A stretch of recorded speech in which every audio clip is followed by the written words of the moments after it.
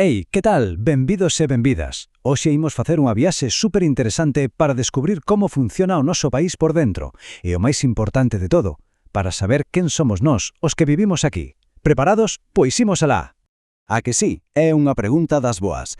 A ver, pensade que un país é un pouco como unha máquina xigante, ou mellor, como un videoxogo, con moitas pezas, moitas regras e moitos xogadores que teñen que traballar en equipo para que todo funcione. Pois hoxe imos ver cales son esas pezas e como se xoga aquí, en España. Moi ben, pois imos mergullarnos de cabeza neste tema. Para empecer, o primeiro de todo é botarlle unha ollada ás pezas máis grandes, as máis importantes, as que fan que todo se mova. Son como os cimentos dunha casa, sabedes? Se fallan, todo o demais pode caer. A ver, este nome monarquía parlamentaria pode soar un pouco raro, pero en realidade é bastante sencillo. Mirade, significa que temos un rei que é o xefe do Estado. Pero, ollo, el non é quen manda de verdade no día a día, non goberna. Entón, quen o fai? Pois faino a xente que nós, os cidadáns, eliximos cando votamos. Así de simple. E aquí están os 4 protagonistas principais desta historia. Primeiro, o rei, que como acabamos de ver, é a cabeza visible. Logo, as Cortes Xerais, que son, pois, como os guionistas, os que escriben as normas. Despois está o goberno, que sería o director da película, o que se encarga de que todo saia ben. E por último, os tribunais de xustiza, que son os que vixían que ninguén se salte o guión. Xenial, xa coñecemos as personaxes principais. Agora imos ver cales son as regras do xogo. Para que un país funcione ben e sexa xusto, o poder non pode telo unha soa persoa. Por iso se divide en 3 partes, 3 poderes. Cada un ten a súa propia misión e ademais vixíanse uns aos outros.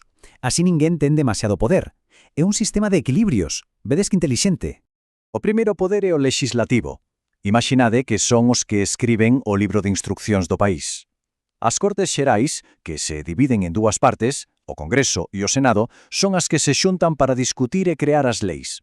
Esas normas que nos din o que podemos e non podemos facer para vivir todos mellor. Despois ven o poder executivo. Este é o goberno. Se o país fose un equipo de fútbol, eles serían o adestrador e os capitáns. A súa misión é coller esas leis que fixeron as Cortes e poñelas en práctica. Organizan a sanidade, a educación, a economía, vaya, que se encargan de dirixir o partido no día a día.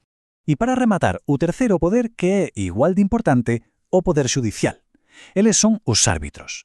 Os xuíces e as xuízas asegúranse de que todo o mundo, sen excepcións, cumpra as regras do xogo.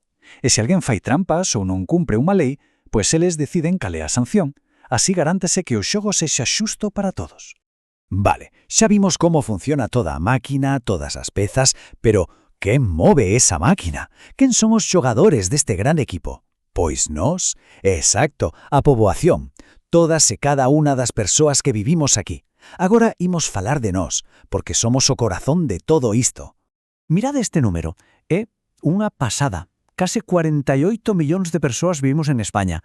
Iso é unha barbaridade de xente. Cada unha coa súa propia historia, coas súas ideas, e todas formamos parte do mesmo equipo. Pero claro, a poboación non é algo que estea quieto. Está sempre en movimento. E para entendelo, temos que coñecer 2 palabras clave. A primeira é emigración, que cando alguén marcha do seu lugar para ir viver a outro. E a segunda é inmigración, que é xusto o contrario, cando alguén chega a un lugar novo para vivir nel. Estes movementos fan que a nosa sociedade este sempre cambiando. E por que a xente se move tanto? Pois mirade, hai moitísimas razóns. Ás veces, a xente busca un traballo ou unha vida mellor. Esos son causas económicas. Outras veces, por desgracia, teñen que fuxir de guerras ou de desastres naturais. E tamén hai motivos máis felices, claro, como ir estudiar fora ou reunirse coa familia que vive noutro sitio. Pois ben, todo este movimento de persoas ao longo de moitísimos anos fixo que España sexa un lugar super diverso e rico.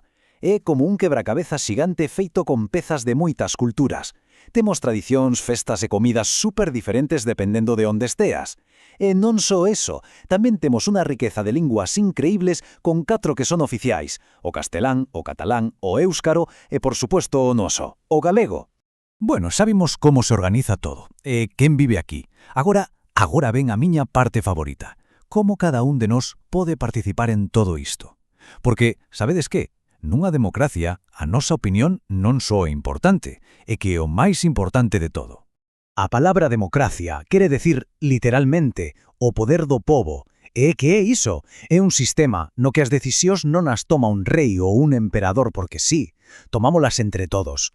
E cal é a ferramenta máis poderosa que temos para dar a nosa opinión? Pois sí, o voto. O noso voto é como o noso superpoder de cidadáns. Cando se cumpren os 18 anos, podemos usar ese superpoder en diferentes eleccións. É como se votásemos en 3 niveis.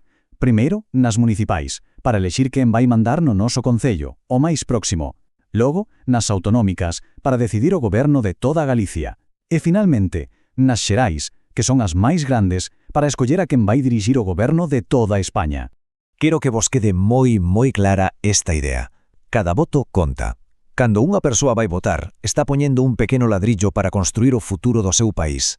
É unha responsabilidade moi grande, pero tamén un dereito chulísimo que temos. A nosa voz, de verdade, importa moitísimo. E rematamos con esta pregunta, para que lle deades unhas voltas na casa. Sei que aínda falta para poder votar, pero hai moitas outras formas de participar.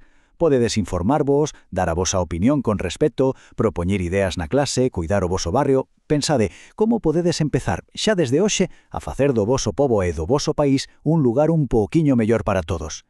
Ata a próxima!